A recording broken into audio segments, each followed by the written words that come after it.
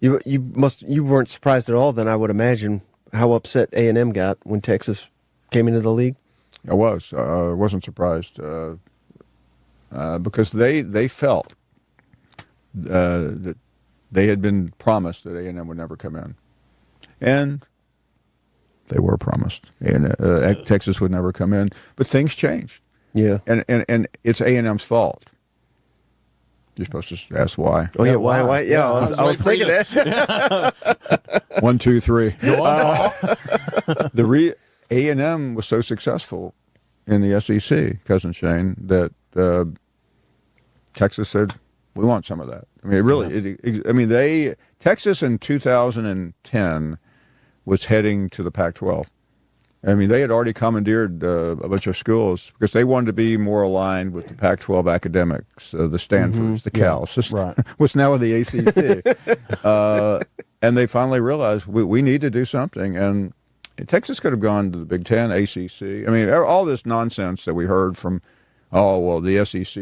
The SEC didn't do anything but answer a phone call from their attorneys. Answered a phone call, the same phone call that everybody else got. They were on the prowl. They were leaving him, and they were going to go somewhere.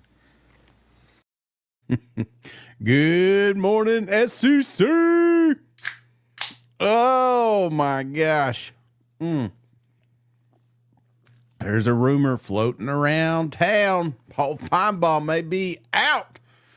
Going to do some politicking. That leaves a vacant spot, and I'm going to tell you who I think should fill it. But before we get into that, I got to do a couple quick hitters here. I thought this was hilarious. Kirby Smart. I've always wondered what he looks like without his visor on. Oh, and not to be outdone, I missed this, but Dan Lanning. Woo-hoo, buddy. Dan after that big win. You described this group to us during the week as having an elite level of focus. How did that play into the victory? Dan looked fired up, and all I could think about was this skit. Cocaine is a hell of a drug. Oh, well, hey, let's jump into it. Paul, if he's out, who's replacing him? I got 10, maybe 11 candidates coming your way. That and much, much more on this episode of SEC Hangover.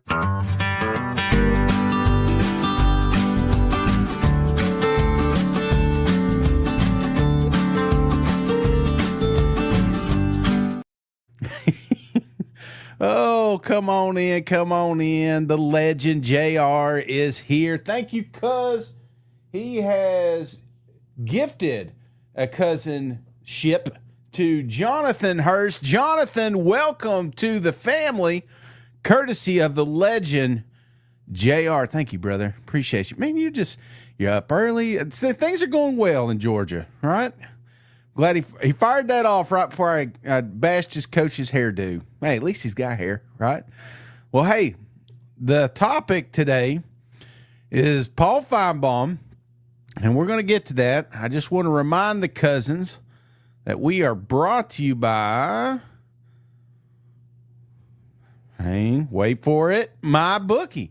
Right now, if you jump over to MyBookie and use promo code SEC, you're going to get a risk-free bet this weekend. What the hell are you talking about, cuz?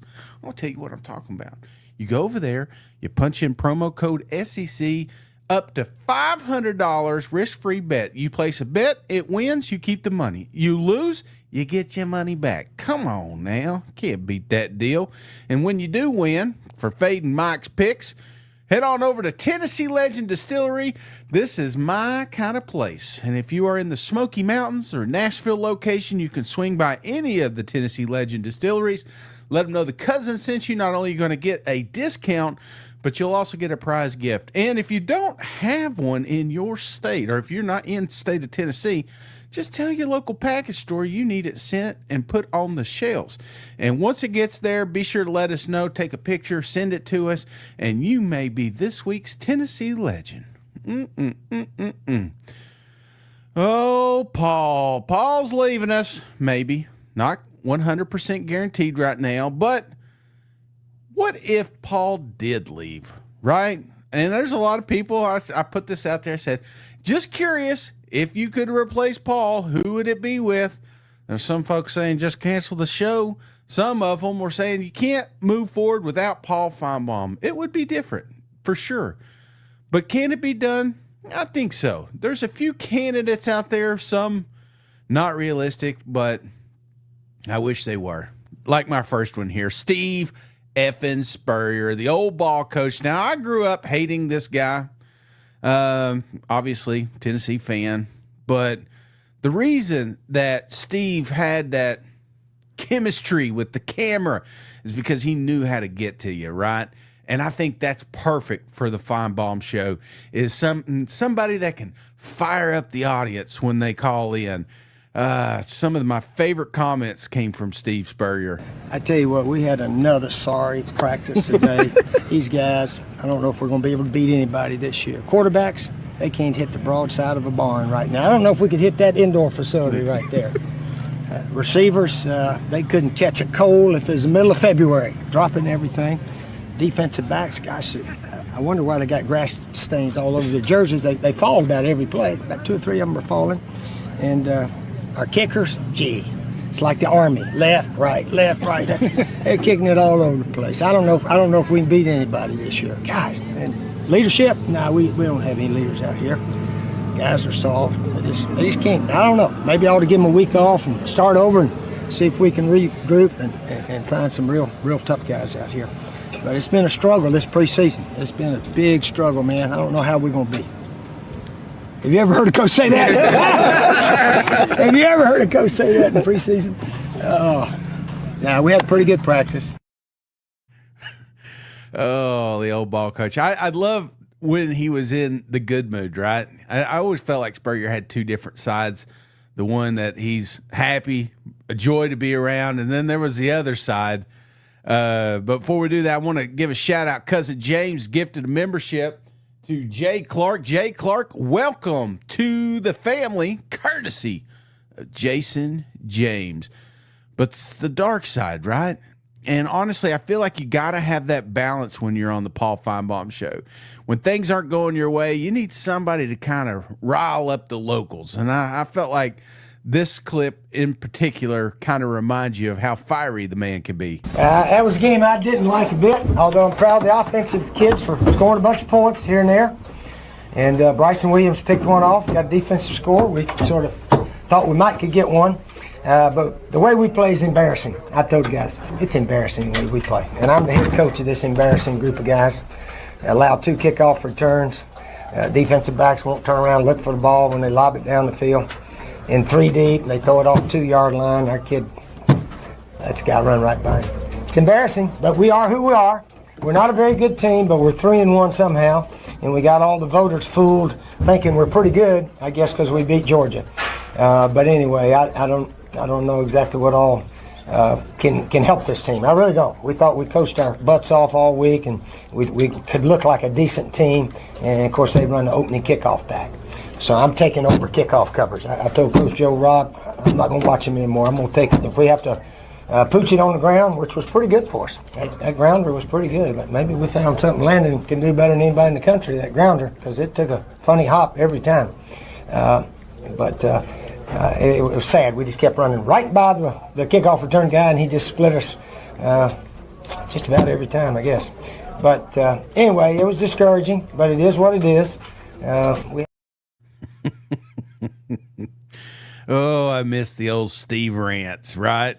The only kicker is Steve's 80, and I don't know if he's got it. I know he comes on what's that show down there in Florida, and he's still got them one-liners, man, but I just don't know if he's got a full commitment to hitting the road anymore. The old ball coach getting a little bit older. But you know what? Coach has a little pep in his step. In fact, we see him every Saturday, and this is a coach that's rumored for every vacant job out there, none other than Nick Saban. Huh? Well, this show would absolutely explode if Nick Saban. Could you imagine all them Finebaum callers that are just dying to talk to Nick Saban have the ability to hit, 9 numbers and be connected? golly, Nick, there's no way. I don't think there's enough money that would bring Nick Saban there, but same thing, man. The reason that Saban would absolutely be perfect, not just the Alabama connections, but the fiery, man. I mean, you forget. You see him, he's playful, he's having fun on game day, but let's not forget the Nick Saban we grew up watching. You guys talk about respect all the time. All right, Kirby says we ain't what we used to be. Well, by God, I want to prove something different. I don't want to see a smile on that face after the game. And the other thing is the ultimate disrespect is when somebody takes what's yours. And this is our game. It's our time. And there's a bunch of guys trying to take it from us. So that makes the shit personal. So let's don't be denied what we want. Let's go. Relentless effort for 60 minutes. Dominate on 3. 1, 2, 3, dominate. Oh yeah, you forget about it. You forget about the Reds. I mean, he's living the life, right? And I don't know if Saban likes this. I mean, it feels like, I don't know. It feels like there's a little bit of him that doesn't want to be there. But he's making a ton of money and he's there. He's part of the ESPN family. I mean, how awesome would it be to get a caller, give him shit, and then Nick Saban give it right back? You know, these teams that are typically the best teams in their division are really good teams. All right, and you all may be taking the week off, all right, this week, but I'm not. And a lot of people take a lot of things for granted, and I get asked questions like, well, how important is it for the young guys to get to play this week? Well, how in the hell you know they're going to get to play? I mean, what makes you think that you can just assume that they're going to get to play? Because you're assuming that the other team is not very good? They do have a Division I quarterback. He plays like a Division I quarterback, and they're very, very productive on offense, and they do a great job of executing what they do. And if we don't play good against them, you all don't remember the Georgia Southern game, do you? I don't think we had a guy on that field that didn't play in the NFL, and about 4 or 5 of them were first-round draft picks. And I think that team won a national championship, but I'm not sure. And they run through our ass like shit through a tin horn, man, and we could not stop them. Could not stop them.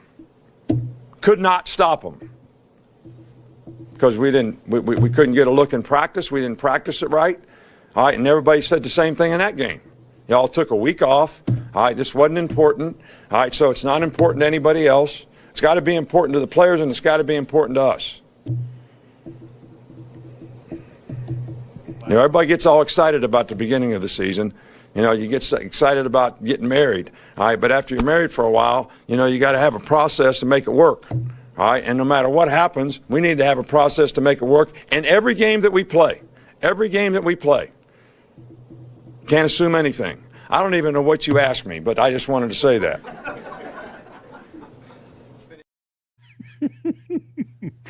Oh, Saban rants would be epic on that. What would it be? Nick Saban show? Oh, God. They would make he wouldn't be able to leave work, all the callers lined up. So, problem is, Nick Saban's got a job. But you know what coach doesn't? I'm so grateful of my time for LSU. That was my opportunity. You know, coaches got a shelf. Some coaches got 50 years. Some coaches got 12. Mine was 6. Good. I got to tell you, we had a meeting. Say, Coach, things are not going well. No shit. Ray Charles can see that, brother.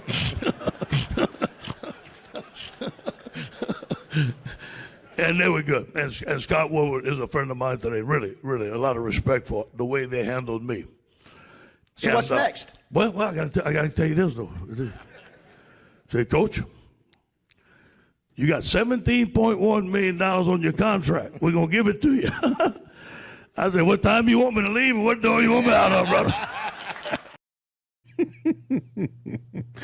Oh, man. I think this would be the perfect one, right? You talk about entertainment.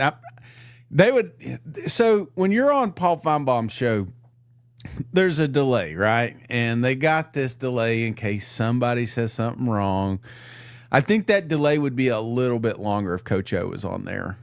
In fact, I got hit. They thought I said the F-bomb once, and they hit it, and everybody was walking off, said, I can't believe you said that on Paul's show, and I didn't. And if you listen back to it, I didn't. But It looks like I did because they got me bleeped out. But I would imagine there'd be a lot of bleeping if old Coach O were down there.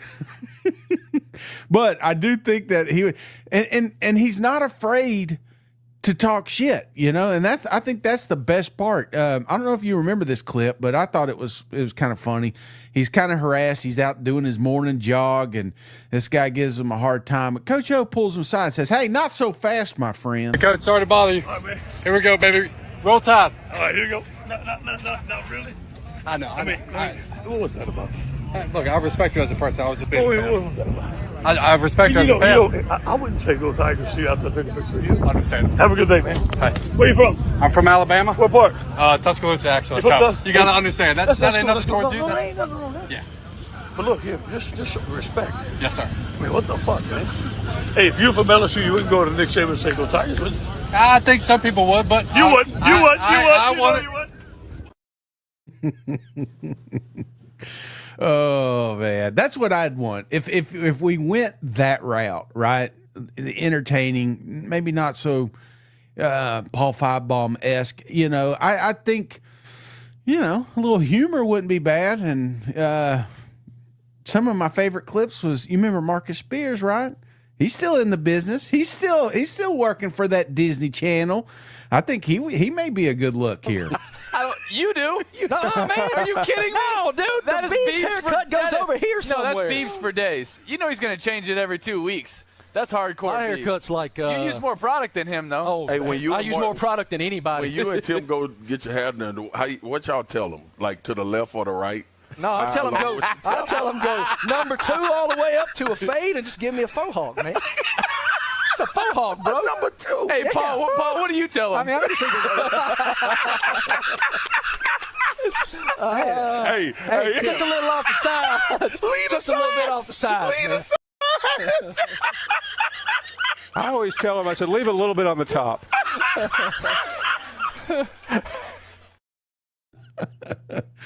Oh, Marcus Spears could be the guy, right? I think it would be entertaining, and you just never know what kind of call. But one thing about Marcus, he's always ready, right? He's always prepared. I don't think anybody could catch this man off guard. Carry 9-8. We talked about. The cannons are going off. The cannon's going off. Don't worry. Boy, South Baton Rouge came out of me just now, cuz. We're I'm surprised okay. you ain't done. He got up on TV now. It was time to run.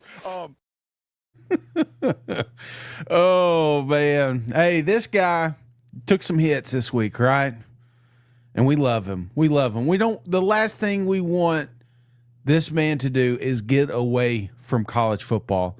He needs to stay in college football. And if it's not coaching, it needs to be behind the desk, behind the camera, talking a little football and cold beer. Which I asked you what the host of this party was going to be serving up today. What's the drink of choice tonight? Well, I'm not promoting it, but I like some old cold beer. I think I'm going to have one. I'm not promoting it now. Enjoy it, Coach Pittman. Thank you. Go Hawks. How does Sam Pittman celebrate being bowl eligible? Well, I believe I'm going to have my old cold beer. And that's kind of what I like to do, So, do you need any company? Anybody want to come, but bring some, you know what I mean? Thank you. Sam Pittman could be the move, right? Again, we don't want him to get away from college. A lot of these coaches that get fired, they find their way to a booth somewhere. And I'm not expecting Sam to call games or anything like that, but man, could you imagine calling Sam talking about, because it may have been a while since you've heard the old Finebaum Show. He may have to give life advice, he may have to lighten the mood, and that's exactly what Sam's. It wasn't just yesterday. He's over here at the touchdown club, and everybody knows he's a dead man walking, but he still had jokes, and that's what I want to hear. I want to hear a coach that comes, or a person that can come in here, and if you're having a bad day, he can lift your spirits. Washington. I normally don't talk about too many guys. I'm going to tell you, he's good now. He's fast. We've had three different scrimmages, and he scored 50, 60 yards every scrimmage. And I'm happy and I'm sad. You know what I mean? He's running down there and go, hell, who we got to catch him, but at the same time, you're going, run. It's crazy.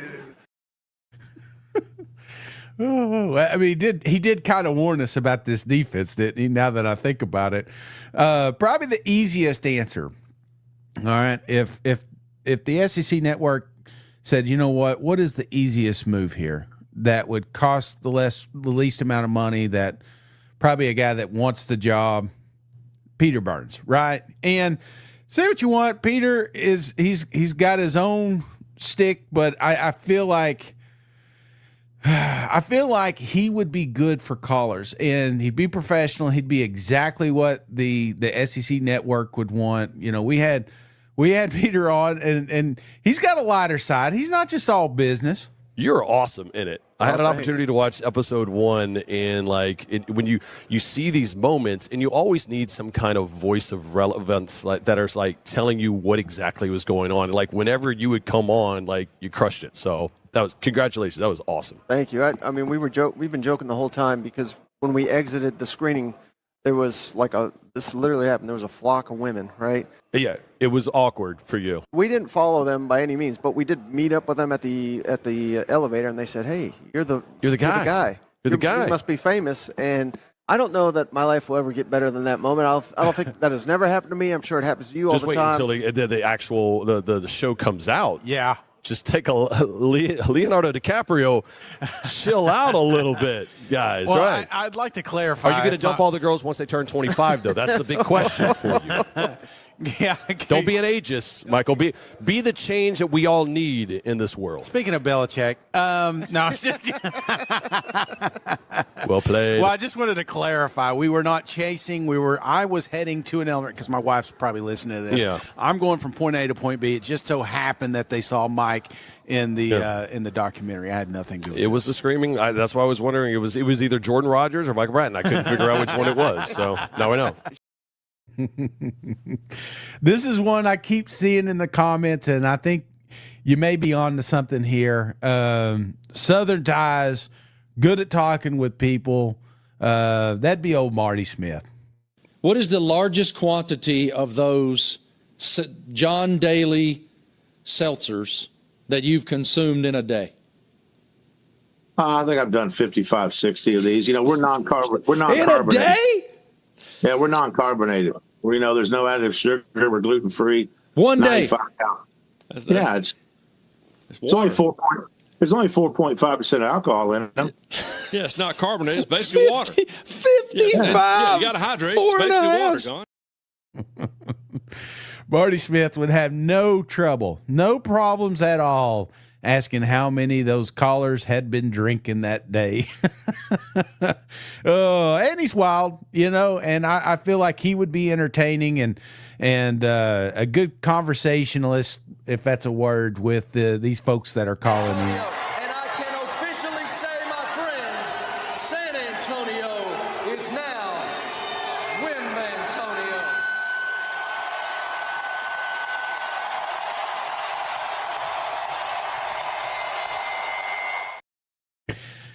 And I feel like if you wanted to keep the show, if because you have an opportunity, if you wanted to steer the show into a little bit more football, here's a guy that's just on about every single show that's out there right now, and the voice of college football, none other than Josh Pate, right?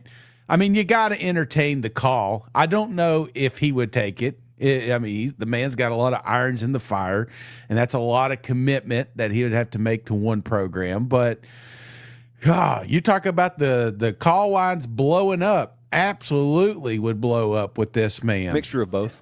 Here's what I do. So, do you guys ever just do full mailbag episodes? Oh yeah. Okay, so like I do, you get a plethora of different kinds of questions. So when I'll put out the call to action to do a mailbag show, it'll be about 80% football, maybe.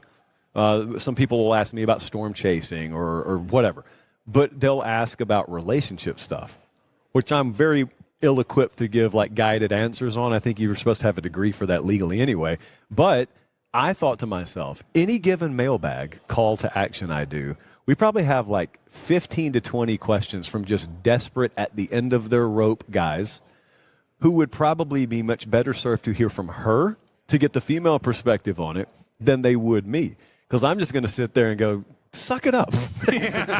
What mental health? I don't know.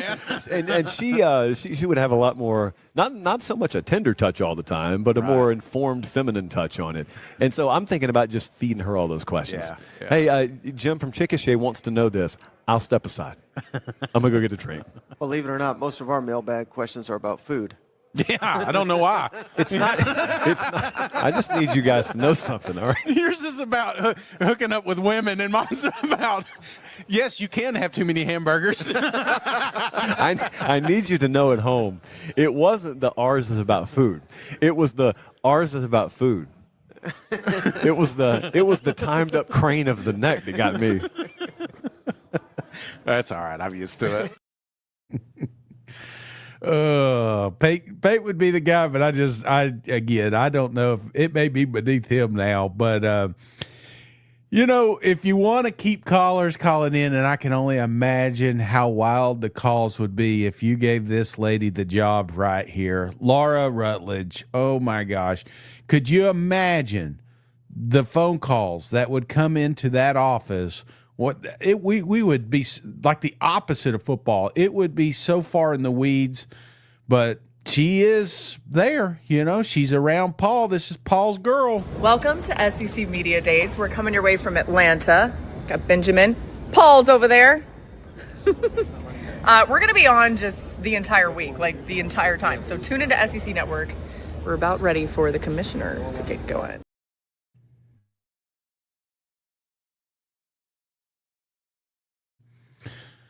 Yeah, again, could it work? Yes, but I know the callers. Hell, half the callers are in our comments. And if you put Laura up there, I just don't think that you'd get anything done. Here's a guy, Bama ties, Greg McElroy, right? This would be one. He's got a show. He's used to talking to folks. He's fighting that hairline. He may have that Paul hairdo before long. This is a guy that has the potential to be the next dude to walk in, and I don't hate it. I don't. I had a clip here and I didn't bring it up, but this is a guy that would be able to field those calls, has the experience in college football. I think he would be one of those that kind of keeps it football related. I just don't know if Greg would be able to keep it together, right? You get a couple of drunk calls, and because I've seen them, and Mike tells me about them all the time. Hell, he's been on that show several times, and I think at some point Greg may crack, but he is one that kind of fits that mold. But speaking of mold, I think the perfect answer here, and am I biased? Absolutely. But I feel like for the Finebaum Show to work, you can't be complacent. You can't be just a suit that walks in there. You've got to have some personality. You got to have some life, but you got to have a little fire in you too. You've got to get these listeners fired up. And I swear, every time I see the brat on Paul Finebaum, that's exactly what happens. The callers are right there trying to contradict anything and everything SEC Mike says. This, in my opinion, is the right answer. You wrote off a couple weeks ago in relation to, I think you called it a decaying program under Nick Saban. Yeah, absolutely, Paul. And the fact that they beat the two poor Mississippi schools has not changed my mind one bit. And I think they lose by multiple touchdowns this weekend at Texas A&M. Okay, let me bring in Larry now, if I can get him. Larry, you heard that from the brat? Yeah, the brat. Boy, what you doing? Boy, getting up there and make a fool out of yourself. Come on. Are you serious? Tell me. Absolutely. Yeah. Get ready for the second loss of the season, Larry. Wait a minute. Now, you said we beat the two Mississippi teams. Didn't one of them whoop y'all's ass? Hey, wait a minute. Come on, they didn't beat me. No, they didn't. LSU. That's what I'm saying. LSU, Brett. You got a coach that's just going for a buyout. He wants to get him $8 million like the one that can't speak. You remember him? And that's all he's going for is a buyout. That was impressive. I'm not going to lie. Beating Ole Miss. What a mighty program that is, you know? Hey. Larry, if you don't mind me telling you, if I'm scoring the fight right now, you're pretty far behind. Well, I ain't heard nothing he said.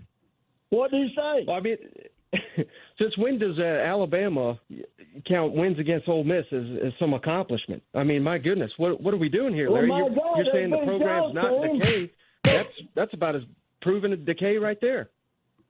Brett, are you okay, man? Are you on drugs?